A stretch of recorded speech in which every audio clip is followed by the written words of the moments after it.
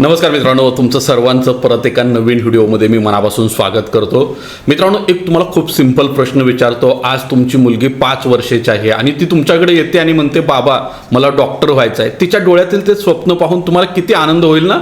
पण 15 वर्षानंतर जेव्हा ती खरोखर मेडिकल कॉलेजच्या ॲडमिशनसाठी कॉलेजच्या गेटवर उभी असेल आणि तिथं तिच्याकडे जर फी 1 करोड रुपये असेल आणि तेव्हा जर तुमच्या खिशामध्ये 1 रुपया नसेल, तर त्या दिवशी तिच्या डोळ्यामध्ये ती चमक तशीच राहील का? त्या दिवशी तुम्हाला आय विश म्हणावं लागू नये. काश मी त्यावेळेला जर इन्व्हेस्टमेंट केली असते तर किती बरं झालं असतं. तुम्ही गुंतवणूक का करताय? फक्त बँक बॅलन्स वाढवण्यासाठी की स्टॉक मार्केटमध्ये नफा मिळवण्यासाठी? जर तुमचं उत्तर हो असेल तर थांबा, तुम्ही एक खूप मोठी चूक करत आहात. गुंतवणूक करणं म्हणजे फक्त पैसा साठवणे नव्हे, तर आपली स्वप्न सत्यात उतरवणे होय.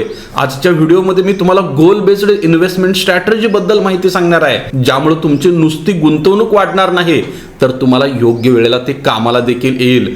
जर तुम्हाला तुमच्या मुलांचं शिक्षण, स्वतःचं घर, रिटायरमेंट टेन्शन फ्री करायचं असेल तर हा व्हिडिओ शेवटपर्यंत नक्की बघा. आज आपण बघणार आहोत की आपली स्वप्न आणि वास्तव्य यांच्यात पैशाची भिंत येऊ नये म्हणून गोल बेस्ड इन्व्हेस्टमेंट कशी केली जाते. सर्वात पहिल्यांदा मी तुम्हाला गोल बेस्ड इन्व्हेस्टिंगची नेमकी कन्सेप्ट काय आहे समजावून सांगतो. सोप्या भाषेत सांगायचं झालं तर तुमच्या प्रत्येक स्वप्नाला एक टाइम असतो आणि त्या टाइम सोबत एक रिस्क देखील येते आणि त्याचं प्लॅनिंग आपण बऱ्याच वेळेला करताना चूक करतो. जिथं जास्त रिटर्न मिळतात तिथे आपण पटकन इन्व्हेस्टमेंट करतो. याला म्हणतात ट्रॅडिशनल इन्व्हेस्टमेंट. पण यात प्रॉब्लेम असा होतो की मार्केट खाली पडलं की आपली झोप उडते. पण गोल बेस्ड इन्व्हेस्टमेंटमध्ये आपण रिटर्नच्या पाठीमागे धावत नाही, तर आपल्या उद्दिष्टांच्या पाठीमागे धावत असतो. मित्रांनो, ध्येय ठरवताना 2 प्रकारे विचार करावा लागतो. एक आहे अनिवार्य ध्येय आणि दुसरं आहे ऐच्छिक ध्येय.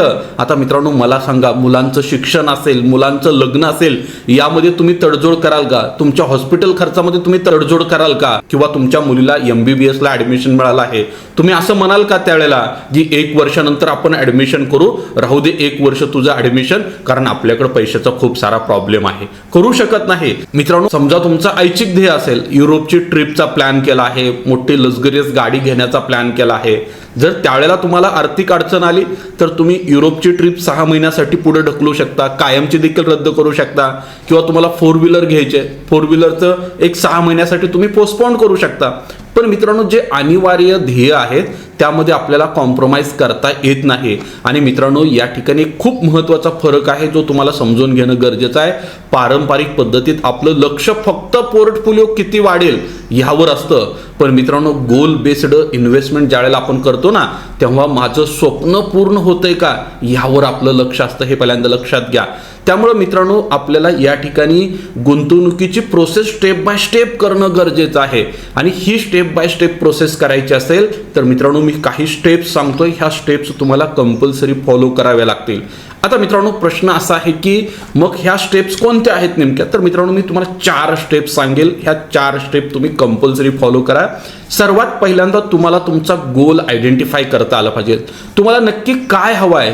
पुढच्या वर्षी फिरायला जायचं आहे की 10 वर्षांनी घर घ्यायचं आहे? ते अगोदर कागदावरती स्पष्ट लिहा आणि कागदावर लिहिल्यानंतर त्याची एक फ्रेम बनवा आणि ती तुमच्या घरामध्ये लावून टाका एका ठिकाणी. मित्रांनो, ज्यावेळेला तुम्ही हे गोल सेट करता ना, हे गोल देखील कसं असलं पाहिजे? स्मार्ट असलं पाहिजे. बऱ्याचदा लोक म्हणतात मला श्रीमंत व्हायचं आहे, मला 1 कोटी रुपये मिळवायचे, मला 5 कोटी रुपये मिळवायचे, किंवा बरेच जण म्हणतात मला खूप पैसा मिळवायचा आहे. मित्रांनो, हे ध्येय चुकीचं आहे. ध्येय हे मोजता येण्यासारखं हवं आणि तुमचं ध्येय हवेत नको आहे.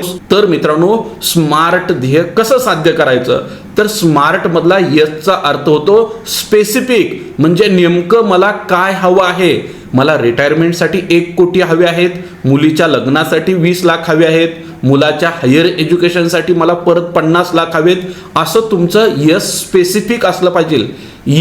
मेजरेबल असलं पाहिजे. किती रुपयांची गरज आहे? काय सांगतोय खूप महत्वाचं आहे, लक्षात ठेवा. किती रुपयांची गरज आहे?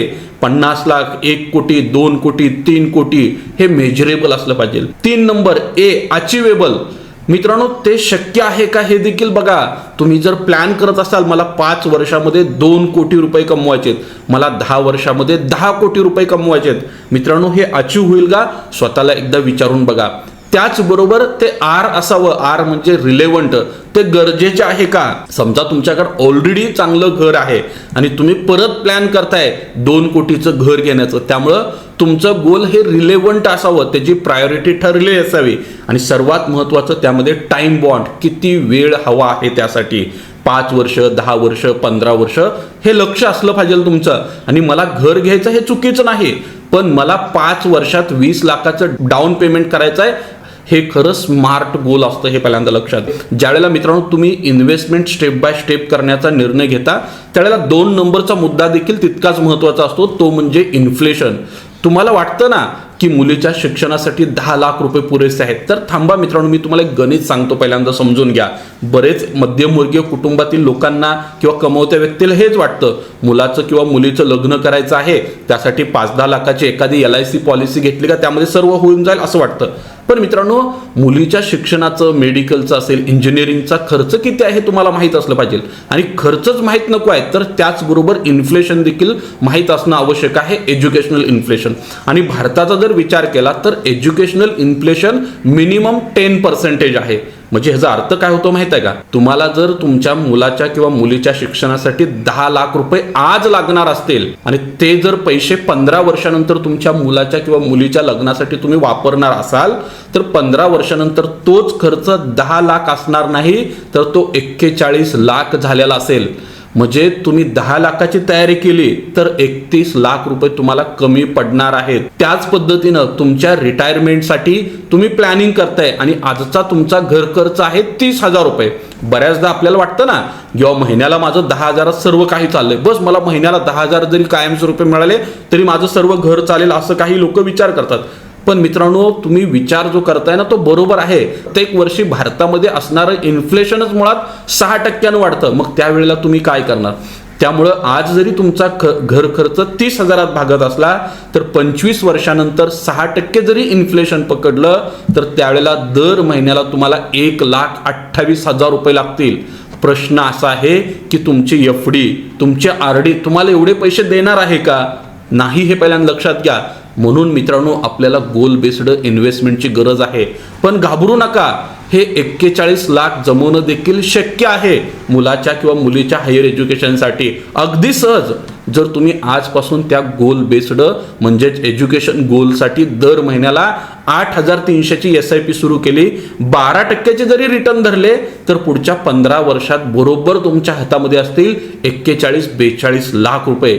मित्रांनो, ही जादू पैशाची नाही, ही जादू आहे वेळेची आणि डिसिप्लिनची. हेच आहे गोल बेस्ड इन्व्हेस्टिंग.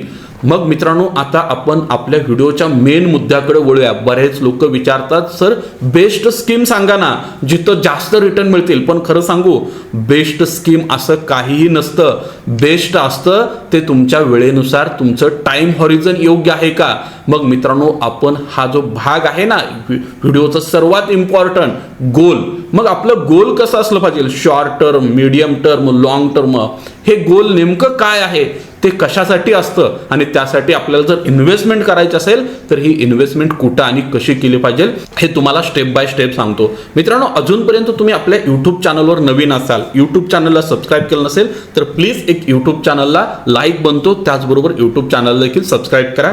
त्याचबरोबर मित्रांनो, तुम्ही अजूनपर्यंत गोल बेस्ड इन्व्हेस्टिंगला सुरुवात केली नसेल, तुमचं गोल काय हे तुम्ही ठरवलं नसेल आणि तुम्हाला जर ते ठरवता येत नसेल आणि त्यासाठी माझ्याकडून काही मदत लागत असेल तर कधीही दिलेल्या नंबरला कॉल करा. तुमचं पूर्ण गोल सेटिंग करून दिलं जाईल. त्याचबरोबर तुम्हाला ते गोल अचीव करण्यासाठी कुठले फंड घेणं गरजेचं आहे ते पण सांगितलंय. हां मित्रांनो, पण हे सगळं करायचं असेल तर तुमच्याकडे डीमॅट अकाउंट असणं गरजेचं आहे. आणि यूट्यूबच्या डिस्क्रिप्शनमध्ये माझ्या व्हॉट्सअपची लिंक आहे, त्या लिंकला क्लिक करा. मी तुम्हाला डीमॅट अकाउंट ओपनिंगची फ्रीमध्ये लिंक पाठवेल. त्याचबरोबर तुम्हाला बेसिक पासून ॲडव्हान्स पर्यंत सगळं शेअर मार्केट फ्रीमध्ये आपल्याकडे शिकता येईल डीमॅट अकाउंट ओपन केल्यानंतर. मित्रांनो, आपण सुरुवात करूया शॉर्ट टर्म गोल. हा गोल काय असतो मित्रांनो, तर ज्या गोलचा टाइम हॉरिझन 0 ते 3 वर्ष असतो त्याला आपण काय म्हणतो, शॉर्ट टर्म गोल. मग यामध्ये इमर्जन्सी फंड तयार करणं असेल, बाईक घेणं असेल, व्हॅकेशनला जाणं असेल किंवा लॅपटॉप घेणं असेल. इथं मित्रांनो रूल जो आहे ना सेफ्टीचा खूप महत्त्वाचा असतो. रिटर्न इथं आपल्याला विचारात करून चालत नाही, कारण 3 वर्षात जर मार्केट पडलं तर तुम्हाला रिकवर करायला वेळ मिळणार नाही आणि तुम्हाला जर पैसे वेळेवर हवे असतील तर त्यासाठी सेफ असेट क्लासमध्ये इन्व्हेस्टमेंट करणं गरजेचं आहे. त्यासाठी मित्रांनो मी माझी इन्व्हेस्टमेंट प्रिपेअर करतो लिक्विड फंडामध्ये, ओव्हरनाईट फंडामध्ये, ज्या ठिकाणी बँकेपेक्षा डेफिनेटली जास्त रिटर्न्स मिळतात. साधारणतः 6-7% रिटर्न मिळतात आणि कधीही ते पैसे काढता येतात. मित्रांनो जुन्या पद्धतीचा जर तुम्हाला वापर करायचा असेल तर बँक एफडी तुमच्यासाठी बेस्ट असू शकते. त्याचबरोबर तुम्ही जर टॅक्स पेअर असाल तर तुम्ही आर्बिट्राज फंड देखील यूज करू शकता, ज्या ठिकाणी एफडी पेक्षा जास्त रिटर्न तुम्हाला काय होऊ शकतात, मिळू शकतात. समजा तुम्हाला 2 वर्षानं बाईक घ्यायची असेल आणि तुम्ही जर शेअर मार्केटमध्ये पैसा लावला आणि नेमकं 2 वर्षानं जर मार्केट 20% पडलं तर बाईक घेण्याचं स्वप्न भंग होणार आहे. म्हणून इथं एफडी किंवा लिक्विड फंडच योग्य ठरतात हे पहिल्यांदा लक्षात घ्या.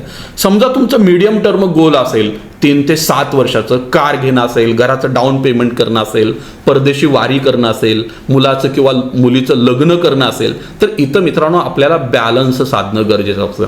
तुम्ही थोडी रिस्क घेऊ शकता, थोडी सेफ्टीचा विचार करू शकता, पण इथं महागाईला बीट करणं देखील गरजेचं असतं, पण मुद्दल देखील आपली सुरक्षित राहिली पाहिजे.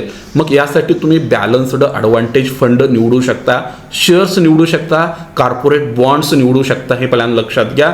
त्याचबरोबर इक्विटी सेव्हिंग स्कीमचा देखील तुम्ही त्या ठिकाणी विचार करू शकता, काहीही अडचण नाही. त्याचबरोबर मित्रांनो लॉंग टर्म गोलचा जर विचार केला तर असं गोल जे 7 वर्षानंतर येणार आहे, जसं की तुमचं रिटायरमेंट असेल, मुलांचं हायर एज्युकेशन असेल, फायनान्शियल फ्रीडमचा प्लॅन असेल, इथं मित्रांनो आपल्याला ग्रोथ खूप इम्पॉर्टंट असते. इथं रिस्क घ्यायला बिलकुल घाबरायचं नाही, कारण तुमच्याकडे मार्केटचा चढ उतार पचवण्यासाठी भरपूर वेळ आहे आणि इथंच मित्रांनो खरी जादू चालते पॉवर ऑफ कंपाऊंडिंगची. त्यासाठी तुमच्याकडे राईट इन्स्ट्रुमेंट असणं गरजेचं आहे. मग त्यासाठी तुम्ही equity mutual fund, flexi cap mutual fund, multi cap mutual fund निवडू शकतात, ज्या ठिकाणी मिनिमम 11 ते 15% रिटर्न्स मिळू शकतात. यामध्ये प्लस मायनस देखील होऊ शकतं. टॅक्स फ्री गॅरंटेड इन्व्हेस्टमेंटच्या योजना आहेत, जसं PPF असेल, EPF असेल, इथं देखील इन्व्हेस्टमेंट करू शकता.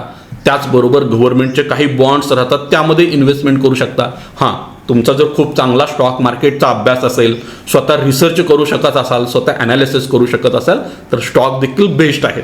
आता स्टॉक्समध्ये जर इन्व्हेस्टमेंट करायची असेल आणि तुम्हाला जर त्यासाठी माझ्याकडून काही सपोर्ट लागत असेल तर आपल्याकडे असे काही प्रोडक्ट आहेत ज्यामध्ये कमीत कमी 2 ते 3 लाखाची तुम्ही इन्व्हेस्टमेंट केली तर मंथली बेसिसवर तुमच्या पोर्टफोलिओ ऑटोमॅटिक आपल्याकडे रिबॅलन्सिंग होईल.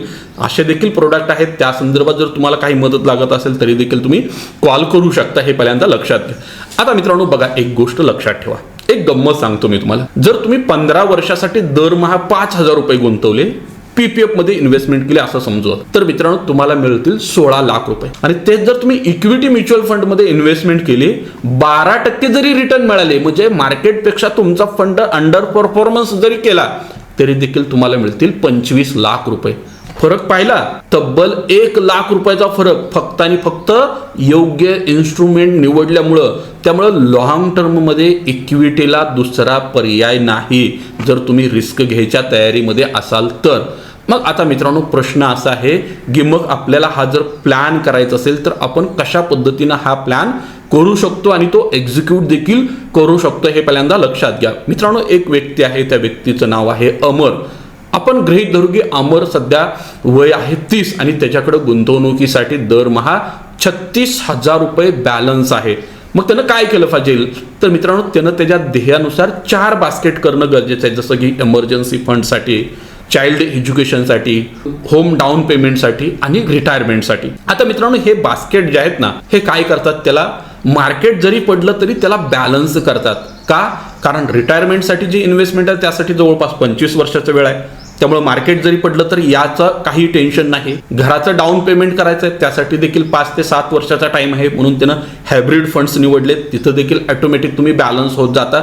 म्हणजे काय हो, जेव्हा तुम्ही गोल बेस्ड इन्व्हेस्टिंग करता ना तेव्हा तुमचा दृष्टिकोन बदलतो. मार्केट जरी 10% पडलं तरी तुम्हाला त्याचा काही फरक पडत नाही, कारण तुम्हाला माहीत आहे हे पैसे मला आज नाही 10 वर्षांनी मुलाच्या किंवा मुलीच्या लग्नासाठी लागणार आहेत. त्यामुळे तुमची प्रेरणा फक्त या ठिकाणी रिटर्न्स नसून भावनिक आणि व्यावहारिक असते, हे पहिल्यांदा लक्षात घ्या. आणि हीच गोष्ट तुम्हाला चुकीच्या वेळी मार्केटमधून बाहेर पडण्यापासून वाचवते. आता मित्रांनो, अजून एक मुद्दा खूप महत्वाचा आहे. मला वाटतं की हा तुमच्यासाठी खूप मोठा लेसन आहे. वय आणि इक्विटी रिस्क किती असते? गुंतवणुकीच्या जगामध्ये एक खूप साधा नियम आहे. वयानुसार तुमची रिस्क घेण्याची क्षमता बदलते. जेव्हा आपण तरुण असतो तेव्हा आपल्याकडे पैसे कमी असतात पण खूप वेळ असतो. म्हातारपणी आपल्याकडे पैसे खूप असतात पण वेळ नसतो. मग मित्रांनो, आपण अशा वेळेला काय करू शकतो? एक थंब रूल आहे, 100 मायनस एज रूल. 100 मधून तुमचं वय वजा करा, इतके टक्के इक्विटी मार्केटमध्ये पैसे लावणं गरजेचं आहे. जसं की तुमचं वय 25 असेल, 100 वजा 25 इज इक्वल टू 75. म्हणजे 75% अमाऊंट तुमची कुठं असली पाहिजे? इक्विटीमध्ये. आणि 25% अमाऊंट तुमची सुरक्षित इन्व्हेस्टमेंट असेट क्लासमध्ये असणं गरजेचं आहे. त्याच पद्धतीनं जर समजा तुम्ही 3 नंबरच्या स्टेजमध्ये असाल, तुमचं वय असेल आता 20 ते 35च्या दरम्यान, ही जी फेस आहे ना ती ॲक्युम्युलेशन फेस असते. कारण तुमच्याकडे गुंतवणुकीसाठी अजून 25-30 वर्षाचा कालावधी असतो. जरी मार्केट 50% जरी पडलं तरी तुम्हाला पैसे काढण्याची घाई नसते. मार्केट पुन्हा वर येईपर्यंत तुम्ही वाट बघू शकतात. पण या वयात जबाबदाऱ्या ज्या असतात ना ते तुमच्या खूप कमी असतात. पण तेच जर तुम्ही मध्यम वयामध्ये शिफ्ट झाला, वय वर्ष 36 ते 50 मध्ये, तर इथं तुमच्या जबाबदाऱ्या वाढलेल्या असतात. मुलांचं शिक्षण असेल, होम लोनचं डाऊन पेमेंट, EMI असेल, लग्नाचा खर्च असेल, हॉस्पिटलचे खर्चेस असतील. आणि जर मार्केट पडलं तर तुम्हाला तुमच्या मुलांच्या फीसाठी पैसे देखील हवे असतात. तिथं अडचण येऊ शकते. मग अशा कंडिशनला तुम्हाला थोडी सुरक्षित इन्व्हेस्टमेंट करणं गरजेचं आहे. मग तुम्ही काय करू शकता हो? 40 ते 60% मीडियम रिस्क ॲसेट क्लासमध्ये म्हणजे इक्विटीमध्ये इन्व्हेस्टमेंट करू शकता. आणि तुमचं वय जर रिटायरमेंटच्या जवळ असेल, म्हणजे तुम्ही डिस्ट्रीब्युशन फेसमध्ये असाल, तर या कंडिशनला इक्विटीमधली रिस्कही लो असली पाहिजे. 10 ते 30% असली पाहिजे. तुम्हाला या ठिकाणी पैशातील वाढ आवश्यक नसते, तर तुम्हाला नियमित उत्पन्न हवं असतं. आणि जर मार्केट 40% पडलं, तुमचं कॅपिटल 50% वाईट ऑफ होईल. जर मार्केट 40% पडलं तर तुमचं कॅपिटल अर्ध होईल. मग त्या ठिकाणी हार्ट अटॅक शिवाय दुसरा पर्याय असणार नाही. त्यामुळं रिकव्हरीसाठी तुमच्याकडे वेळ नसतो आणि पैशाची गरज असते कन्सिस्टन्सी बेसिसवर.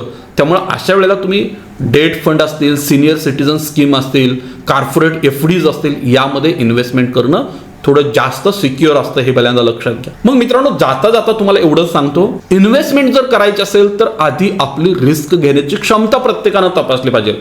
आणि सगळी अंडी जर एकाच टोपलीमध्ये ठेवली तर रिस्क डेफिनेटली येते. मग त्यासाठी आपल्याला डायव्हर्सिफिकेशन करणं गरजेचं आहे. सोनं असेल, इक्विटी असेल, डेट असेल, गव्हर्नमेंटच्या स्कीम्स असतील, रिअल इस्टेट असेल, ॲग्रिकल्चर लँड असेल, यामध्ये जर आपण इन्व्हेस्टमेंट केली तर आपला पोर्टफोलिओ देखील काय होतो? डेफिनेटली डायव्हर्सिफाय होतो. आणि त्याचबरोबर मित्रांनो, ज्यावेळेला आपण गोल बेस्ड इन्व्हेस्टमेंट करतो त्यावेळेला आपल्याला टाइम टू टाइम रिबॅलन्सिंग करणं देखील गरजेचं आहे. कमीत कमी वर्षातून एकदा आपली इन्व्हेस्टमेंट गोलची जर्नी योग्य ट्रॅकवर आहे की नाही हे देखील तुम्हाला बघणं गरजेचं आहे.